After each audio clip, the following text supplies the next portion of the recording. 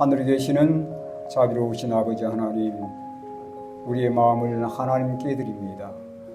우리의 시선으로 예수님의 영광을 바라보기 원합니다. 이 시간 저희와 함께 해주시고 예배할 때 하나님께만 영광이 돌려지게 하옵소서. 예수님의 귀하신 이름으로 기도드리옵나이다. 오늘 말씀의 제목입니다. 재림 때는 노아의 때처럼, 이란 제목으로 여러분께 말씀을 전하도록 하겠습니다. 26년도가 밝아왔습니다. 예수의 재림은 1년 더 가까워졌어요. 그분이 언제 오실지는 모르지만 훨씬 더 그 날이 가까워온 것은 사실입니다. 여러분, 26년도에도 꽤 많은 사건들이 발생할 겁니다. 다양한 재림의 징조들이 일어나게 될 것이고, 우리는 그 가운데서 예수님께서 오시는 그 날이, 그 때가 임박함을 깨닫게 될 것입니다. 저희가 성경의 재림의 징조들을 연구를 하면서 예수님께서 특별히 어떤 사건을 언급하셨냐면 구약의 한 사건을 특별히 언급하셨어요. 그 사건이 바로 노아의 때와 같다라고 하는 예수님의 말씀입니다. 그러니까 노아의 때처럼 예수님이 재림할 때도 똑같은 현상들이 일어날 거라고 하는 것을 예수님께서 우리에게 말씀해 주셨습니다. 과연 노아의 때에 어떤 일이 있었는지를 여러분 보시면서 오늘날을 사는 재림 성도들로서 삶의 지혜를 얻을 수 있게 되기를 간절히 바랍니다.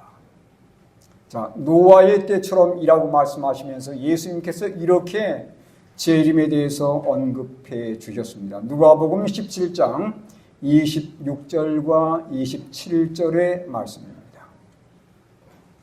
노아의 때에 든 것과 같이 인자의 때에도 그러하리라. 노아가 방주에 들어가던 날까지 사람들이 먹고 마시고 장가들고 시집 가더니 홍수가 나서 그들을 다 멸망시켰습니다. 여기 뭐라고 말씀하세요? 노아의 때에 된 것과 같이 그랬어요. 인자의 때에도 그러하리라. 여러분, 성경 가운데 특별히 재림, 예수님께서 재림에 대해서 몇 군데 말씀을 하시는데 첫 번째는 마태복음 24장입니다. 두 번째는 마가복음 13장이에요. 그리고 세 번째는 누가복음 17장입니다. 그리고 누가복음 21장이에요. 마지막으로 요한복음 14장 1절로 3절의 말씀입니다.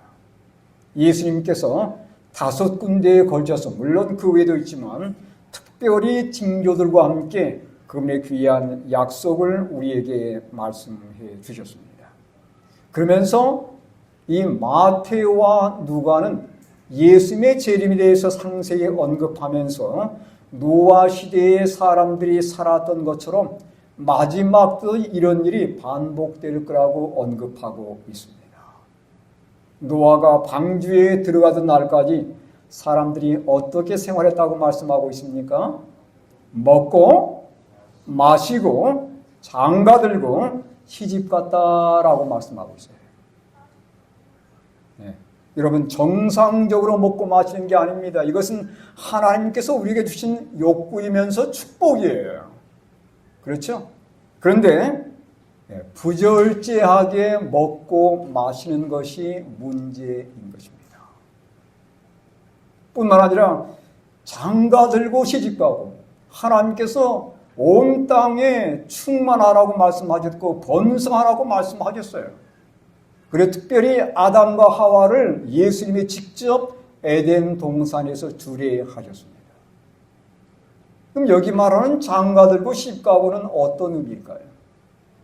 이건 합법적인 장가들고 시집가고가 아닌 거예요. 이건 뭘 의미하냐면 부도덕한 장가가기, 부도덕한 시집가기입니다. 다시 말하면 성적인 부패와 타락을 의미하는 내용인 거예요. 여러분, 먹고 마시는 것과 장가들고 시집가고 연관이 있습니까? 왜 이렇게 연달아서 표현을 했을까요?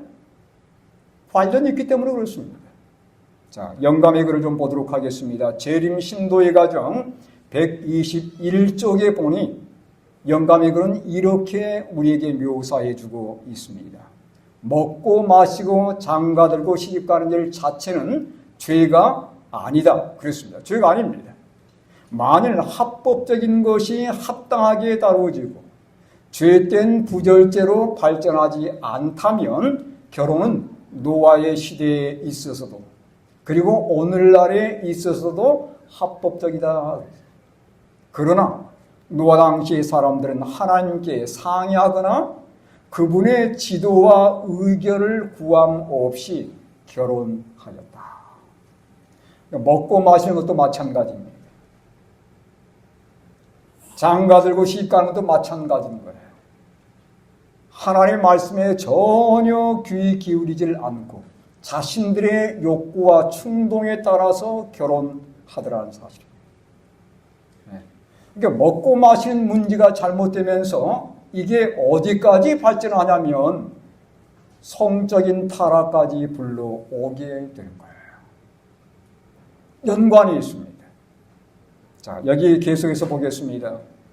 건강에 관한 권면 23쪽의 말씀인데 남녀는 먹고 마시는 일을 지나치게 하여 탐식과 술 취함에 빠졌다.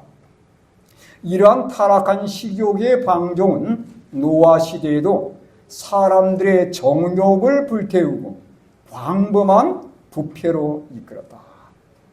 이게 뭐가 잘못된 거예요? 첫 단추가 문제가 생긴 겁니다. 먹고 마시는 것에 부절제해지면서 이게 어디까지 연결되냐면 인간의 제어되지 않은 정욕까지로 발전되게 되는 거예요. 타락한 식욕의 방종은 노아 시대에도 사람들의 정욕을 불태우고 광범한 부패로 이끌었다는 것입니다. 폭력과 죄악은 하늘에까지 이르렀다. 결국 이 도덕적 타락이 홍수로 세상에서 쓸려갔다라고 말씀하고 있습니다. 부절제하게 먹고 마시는 것이 결국은 부도덕한 정욕으로 이끌어졌다는 거예요. 여러분 실제로 그러는지를 성경 말씀에서 살펴보도록 하겠습니다. 자, 노아 당시의 도덕적인 타락이에요. 이게 어디에서 오냐면 먹고 마시는 게 너무도 풍족해가지고 전혀 부족함이 없고 사람들이 폭음과 폭식을 일삼게 되면서 이런 범죄로까지 발전하게 되었습니다. 창세기 6장 2절의 말씀이에요. 하나님의 아들들이 사람의 딸들의 아름다움을 보고 자기들이 좋아하는 모든 여자를 아내로 삼는지라 그랬습니다. 여기 우리가 아시죠? 하나님의 아들들은 누구의 자녀들이라고 그랬습니까? 이건 셋의 자녀들입니다. 사람의 딸들은요, 하나님을 믿지 않는 가인의 딸들이었습니다. 그러니까 하나님을 믿는 자녀들과 하나님을 믿지 않는 자들이 뭘 하게 되냐면 통혼을 하게 됩니다. 그러면서 급속도로 세속화되는 거예요. 물론 그 가운데 하나님을 믿겠다고 따라온 자들로 물론 있었을 것입니다. 그런데 대다수는 오히려 믿지 않는 쪽으로 끌려가게 되는 거예요. 우리가 성경에서 그런 예를 너무도 많이 보고 있습니다. 이걸로 끝나는 게 아니에요. 여기 뭐라고 말씀하고 있냐면 이 사람의 딸들의 아름다움을 보고 어떻게 했다고 했습니까? 한 여인을 자기의 평생의 아내로 선택하는 게 아닙니다.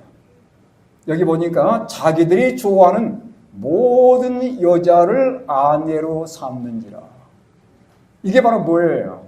한 남자가 여러 여자를 거느린 거예요. 일부 자체가 유행하게 된 거예요. 이러면서 세상은 여러 가지로 도덕적인 타락과 부패를 경험하게 된 것입니다. 영감의 글을 보도록 하겠습니다. 부지와 선지자 81쪽에 이 상황을 아주 자세하게 우리에게 말씀해주고 있습니다. 세 자손들이 가인의 후손의 딸들의 아름다움에 혹하여 그들과 통혼함으로 여호와를 불쾌하게 하였다. 여러분, 통혼다움이 문제예요. 통혼이라는 것은 하나님께 전혀 기도하지 않고 하나님의 말씀에 뭐라고 가르치는지 전혀 거기에 관심을 기울이지 않고 자기 마음대로 선택하는 것을 의미하는 것입니다. 하나님을 예배하는 자들 중에 많은 사람들이 그들 앞에 끊임없이 이르러 오는 유혹으로 말미암아 현혹되어 죄에 빠졌다. 그들은 독특하고 거룩한 품성을 잃어버렸다. 그 다음 보세요. 타락한 자들과 섞임으로 그들은 정신과 행동에 있어서 그들과 같이 되었다. 이게 믿는 사람들이 믿지 않는 사람들과 어울리면서 그들의 신앙을 잃어버린 것입니다. 그 다음에 뭐라고 말씀하냐면 일곱째 계명의 제지를 무시하고 그들은 자기들의 좋아하는 모든 자로 아내를 삼았다. 이러한 풍습이 결국은 노방수를 불러오게 된 것입니다. 믿는 사람과 믿지 않는 사람이 함께 결혼해 살면서 오히려 믿지 않는 쪽으로 대다수가 기울어져 버린 거예요. 영감의 글에 보면 이런 내용이 있습니다. 선지자와 왕 620쪽에 보니까 에스라 선지자가 바벨론에서 귀환해가지고 그가 하나님 말씀을 연구하던 중에 이것을 발견했다는 거예요. 읽어보겠습니다. 에스라는 바벨론의 포로를 인도하는 사업에 대해 연구하던 중에 이스라엘의 배도는 주로 그들이 이방 열국과 섞임으로 인하여 대규모로 나타났다는 사실을 알게 되었다. 이스라엘 배도가 어디서 왔다고요? 섞인 것에서 왔다는 거예요. 통혼을 의미하는 것입니다.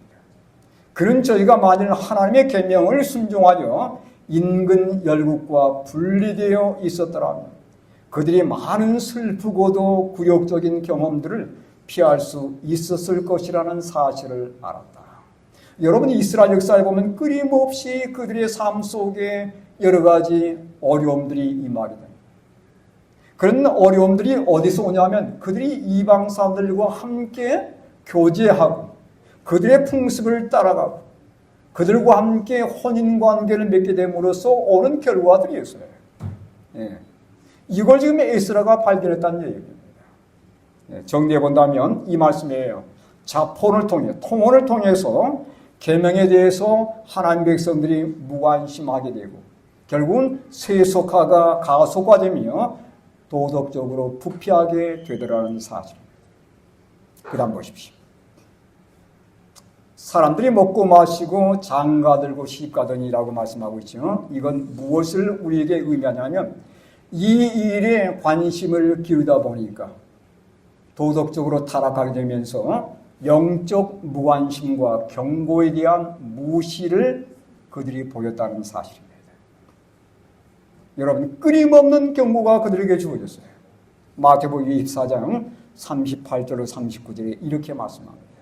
홍수전에 노아가 방주에 들어가던 날까지 사람들이 먹고 마시고 장가들고 시집가고 있으면서 홍수가 나서 그들을 다 멸하기까지 그 다음 뭐라고 말씀하세요?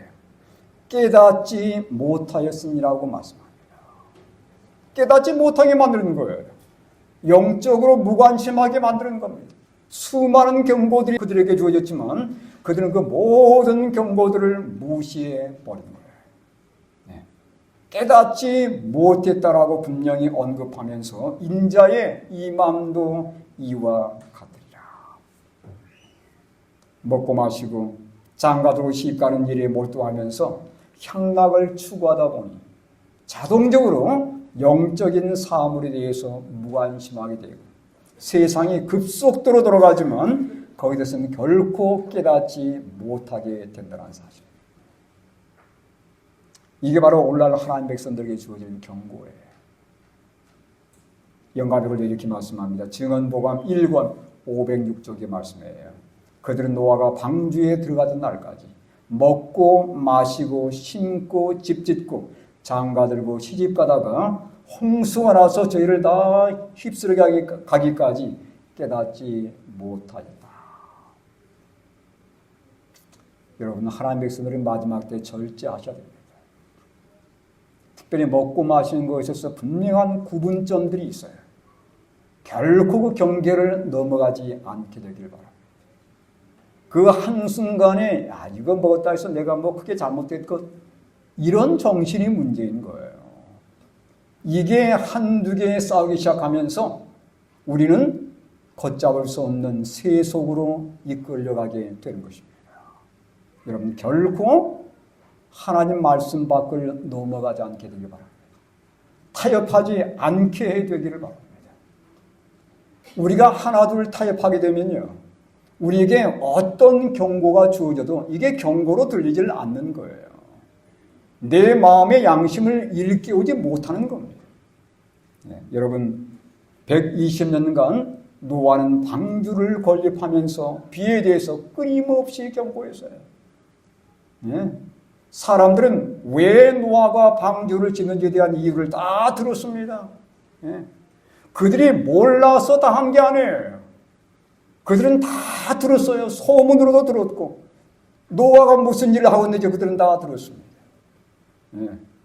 그들이 알지 못해서 지각이 없어서 다 한 게 아니었습니다.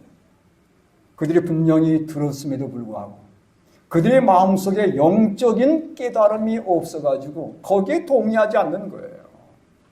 경고를 무시해버린 것입니다. 하나님은 그럴지라도 계속해서 그들에게 경고하십니다. 그들이 한계를 넘겨버리면 어쩔 수 없는 거예요. 마지막 경고는 뭐였습니까? 이거였습니다. 어느 날 갑자기 사람들이 전혀 생각지 못했던 엄청난 사건이 발생한 거예요. 짐승들이 떼를 지어가지고 어디에 들어가는 겁니까? 방주로 들어가는 것입니다. 하늘에 새까맣게 새들이 몰려오는 거예요. 그리고 육지에 방주를 향해서 짐승들이 아주 질서정연하게 떼를 지어서 오는 겁니다. 누가 몰고 왔습니까? 사람들이 몰고 왔어요? 아닙니다. 천사들이 몰고 왔다고 그랬어요. 천사들이에요.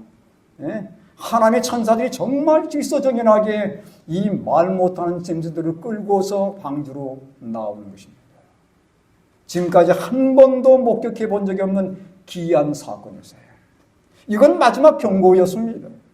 그런데 이런 경고까지도 순간적인 놀램을 그들에게 가져왔지만 그들의 마음속에 그 경각심은 순간적으로 사라져버린 거예요. 왜 그렇습니까? 먹고 마시고 시집가고 장가가는 일에 몰두했기 때문에 이게 그대로 마음속에 여전히 남아있지 않게 되었다는 것입니다. 보십시오. 영감이글도 이렇게 말씀합니다. 부자 선지자 97쪽의 말씀이에요. 세상 사람들은 놀라움으로, 어떤 사람들은 무서움으로 이 광경을 바라보았다. 한 번도 보지 못했던 사건이잖아요. 이 예사롭지 않은 사건을 설명하도록 철학자들을 불렀지만 헛수고했다. 이것은 그들이 설명할 수 없는 신비였다. 그러나 사람들은 빛을 계속적으로 거절함으로 말미암아 마음이 아주 강팍해졌기 때문에 이러한 광경도 그들에게 순간적인 인상밖에 줄 수 없었다. 그 순간은 깜짝 놀랄 사건이었지만 한순간 딱 넘어가니까 아무렇지 않게 그들은 일상으로 돌아간 것입니다. 다시 먹고 마시고 시집가고 장가하는 일에 그들은 몰두하게 된 것이지요. 여러분, 성경은 이렇게 말씀합니다. 그들이 언제까지 먹고 마시고 장가들고 시집갔다고 말씀합니까? 언제까지요? 노아가 방주에 들어가던 날까지였습니다. 노아가 방주에 들어가던 날까지. 여러분, 노아가 방주에 들어가던 날은 어떤 날이었습니까? 이것은 홍수가 내린 날이 아니었습니다. 홍수는 그 뒤에 내렸어요. 일주일 후에 내렸습니다. 노아가 방주에 들어가던 날은 홍수가 내린 심판의 날이 아니라 어떤 날이었어요? 방주 문이 완전히 닫히던 날이었습니다. 예. 은혜 시기가 끝나는 날이었어요. 하늘은 여전히 전혀 구름 한 점 없었습니다. 여전히 모든 건 다 똑같았어요. 그런데 하나님께서 그분의 자비로 이제는 노아와 그의 가족들을 다 방주 안에 들이시고, 누가 방주문을 닫았다고 했습니까? 하나님이 직접 닫으신 거예요. 하나님이 닫으셨다고 성경은 분명히 말씀하고 있습니다. 창세기 7장 16절의 말씀을 참고하시기 바랍니다. 여호와께서 문을 닫으신 거예요. 그러면서 일주일 후에 홍수가 내리기 시작합니다. 몇 사람이 살아남았습니까? 방주에 들어간 사람만 살아남은 거예요. 여러분, 예수님은 이 사건을 그들에게 얘기하면서 너희가 마지막 때에 똑같은 어리석음을 반복하지 말라는 것입니다.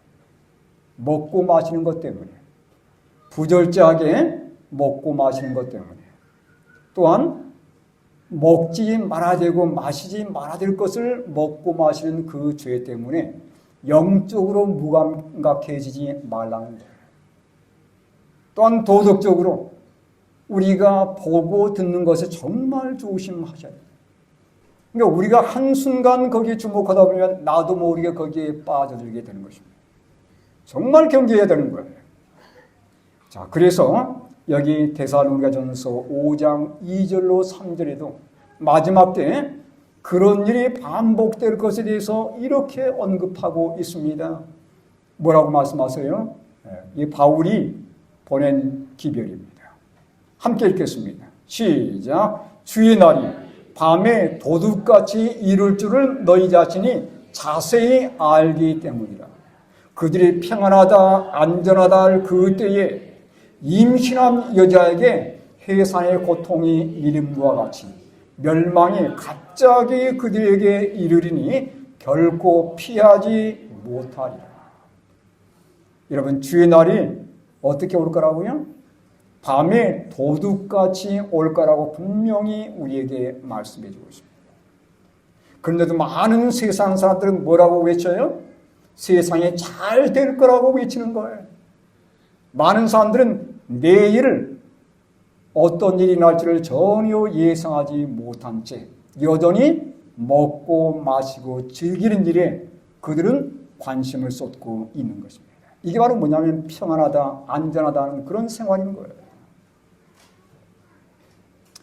여기 주의 날이 밤에 도둑같이 올 거라고 하는 것에 대해서 영감들은 이렇게 말씀을 더하고 있습니다. 교회정원 2권 190쪽의 말씀이에요.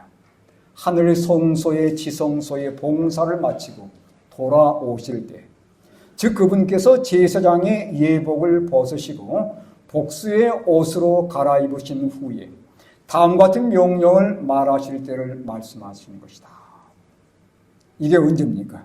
불의를 행하는 자는 그대로 불의를 행하고, 더러운 자는 그대로 더럽고, 의로운 자는 그대로 의를 행하고, 거룩한 자는 그대로 거룩하게 하라.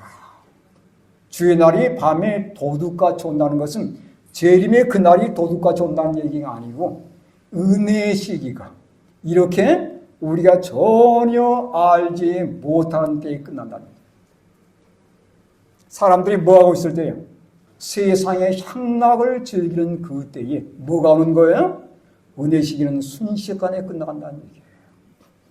여러분, 노아의 때처럼 마지막 때도 분명히 이런 징조들이 반복될 것을 성경은 우리에게 끊임없이 말씀해 주고 있습니다. 디모데후서 3장 1절로 5절을 보면 너는 이것을 알라. 말세에 어떤 때가? 고통하는 때가 이를 것이다 말씀하세요. 이 고통한다는 말은 무슨 말이냐면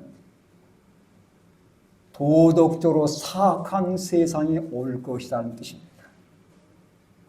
이 마지막 때는 도덕적으로 사악한 세상이 올 거라는 거예요. 그러면서 이 사람들이 어떻게 행할 것인지를 자세히 소개하고 있습니다. 사람들이 자기를 사랑하며 돈을 사랑하며 자랑하며 교만하며 비방하며 부모를 거역하며 감사하지 아니하며 거룩하지 아니하며 무정하며 원통함을 풀지 아니하며 모함하며 절제하지 못하며 사나우며 선한 것을 좋아하지 아니하며 배신하며 조급하며 자만하며 그 다음 쾌락을 사랑하기를 하나님 사랑하는 것보다 더하며 경건의 모양은 있으나 경건의 능력은 부인하니 이 같은 자들에게서 내가 돌아서라. 여러분, 이 말씀은 누구한테 주는 말씀 같아요? 이건 세상 사람들에게 대한 말씀 같습니까? 아니면 교회에 다닌다고 하는 사람들에게 주신 말씀 같습니까? 이건 교회 다니는 사람들에게서 보여지는 모습이에요. 예. 다시 말하면 교회 다니는 사람이나 전혀 교회를 다니지 않는 사람이 똑같다는 얘기예요. 전혀 구분이 안 되는 거예요. 이게 마지막 때의 징조라는 거예요. 교회의 세속화와 타락을 의미하는 것이에요.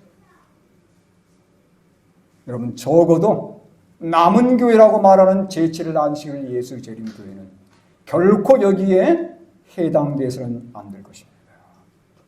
만약 나의 삶이 정말 이런 삶을 따라가는 삶이었다면 우리가 진정 회개해야 되는 거예요. 다시 한번 보겠습니다. 절제하지 못하며 쾌락을 사랑하기를 하나님 사랑하는 것보다 더하며 그 다음에 분명히 얘기했잖아요. 경건의 모양은 있어요. 교회는 나오는 것입니다. 교회에 출석하는 거예요. 그런데 뭐가 없는 거예요? 경건의 능력이 없는 거예요. 그들의 마음속에 하나님에 대한 애정이 전혀 없는 것입니다.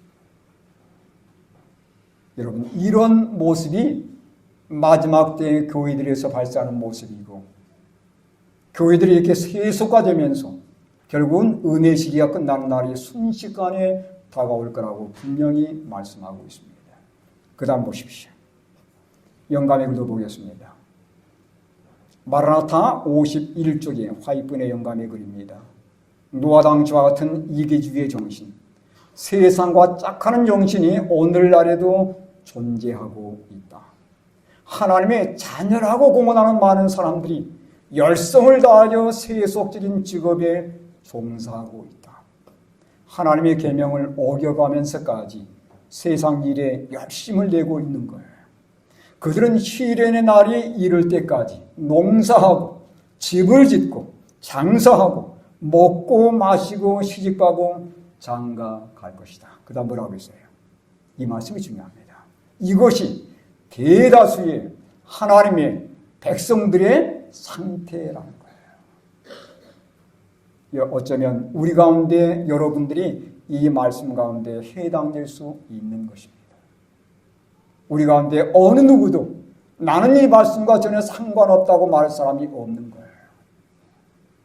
우리가 먹고 마시는 일에 진정으로 절제하지 아니하고 이 세상의 쾌락적인 것과 완전히 절연하지 않는다면 우리 가운데 어느 누구도 안전할 수 없는 것입니다. 여러분, 지금은 우리가 세상적인 것에 우리의 관심을 기울이기보다는 정말 내가 하는 이 일이 하나님의 계명과 어긋난 것이 아닌지를 정말 따져야 돼요. 우리 언제까지 세상적인 것에 빠져서 이 세상의 흐름을 따라가서는 안 되는 것입니다. 잘 아시는 그림이죠? 소방관들입니다. 소방서 안은 대부분 시간 아주 조용하다고 합니다. 불이 나지 않으면 사이렌도 울리지 않고 정말 너무도 적막한 거예요. 그러나 그 적막한 시간에 소방관들은 과연 뭐 하고 있을까요? 잠자고 있을까요? 결코 그렇지 않습니다. 그들은 그 사건이 일어나지 않은 조용한 그 시간에 장비를 점검하고 보호복을 늘 같은 자리에 두었는지 확인하고 언제든 1분 안에, 몇 분 안에요? 1분 안에 출동할 수 있도록 준비한다는 거예요. 그들은 늘 이렇게 말한다고 합니다. 불이 날 때 준비하면 그때는 이미 늦습니다. 여러분, 지금 우리는 재림의 징조들을 너무도 많이 보고 있어요. 지금은 내 삶을 하나씩 정리해야 될 때입니다. 정말 내 개인적인 선택과 내 개인의 삶이 하나님께서 바라시는 그 생활과 부합하는 것인지 정말 따져가면서 정리를 하셔야 돼요. 내가 하나님 말씀대로 생활하다 보니까 내 삶에 어려움이 임했습니다. 그건 하나님께서 책임져 주시는 거예요. 내가 하나님 말씀대로 살고 하나님 말씀대로 선택했더니 내 삶에 어려움이 임했습니다. 그럴 수 있어요. 근데 하나님께서 분명히 책임져 주십니다. 제가 언젠가 말씀드렸지만 하나님께서는 우리의 재물을 쌓도록 주지는 않을 수 있어요. 그러나 결단코 하나님께서 우리 삶에 부족하지 않게는 해준다는 사실. 내가 창고를 지을 만큼 거대하게 쌓게는 만들어주지 않을지라도 하나님께서 결단코 부족하지 않게 만들어주신 거예요. 여러분, 이제는 그 하나님을 선택하고 하나님 말씀대로 우리가 돌아서야 할 때가 되었습니다. 26년 새해가 되었습니다. 이 새해는 기필코 정말 우리가 하나님 말씀대로 절제하고 하나님 말씀대로 의를 위해서 굳게 서는 그러한 성도들이 될 수 있기를 간절히 바랍니다. 결코 세상과 타협하지 않게 되기를 바랍니다. 말씀을 결론 내리면서 이렇게 좀 정리해 드립니다. 첫 번째, 재림 성도로서 먹고 마신 일에 철저하게 절제하자는 거예요. 성경이 금하는 것에 대해서는 아무리 내 식욕이 끓인다 할지라도 여러분 단호하게 결정하시기 바랍니다. 먹지 말아줄 것은 단호하게 결정하세요. 두 번째, 재림 성도로서 도덕적으로 해이지 않도록 경계하시기 바랍니다. 우리가 보고 듣는 것 정말 철저하게 제의하셔야 되는 거예요. 세 번째요, 재림 성도로서 세상 일에 붙잡혀 무감각해지지 않도록 주의하시기 바랍니다. 뭐가 무감각해져요? 영적으로 무감각해지지 않도록 주의하시기 바랍니다. 여러분, 재림을 의식하면서 사십시다. 마치 이 세상이 영원할 것처럼 내 생명이 이대로 영원히 행복을 누리며 살 것처럼 그렇게 사시지 않게 되길 바랍니다. 26년도에는 재림을 더 열심히 준비하고 하늘과 더 가까워지는 그런 한 해가 되기를 간절히 바라면서 우리 모든 성도들이 힘써 재림을 준비하는 해 26년도가 되기를 간절히 바라며 말씀을 마치겠습니다.